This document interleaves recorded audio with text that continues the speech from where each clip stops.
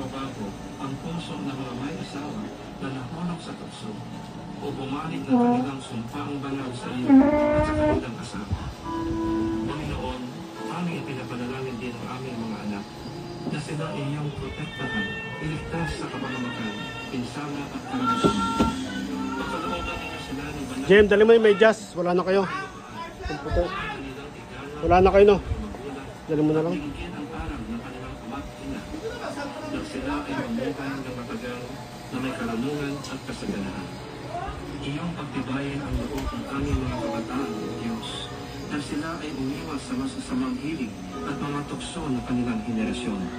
Sa halip ay pagsikapan nilang maging matuwid, makatarungan, tapat, mapagmahal at mapayapa, magkaroon ng pusong malinis at marunong tumawag sa Panginoon.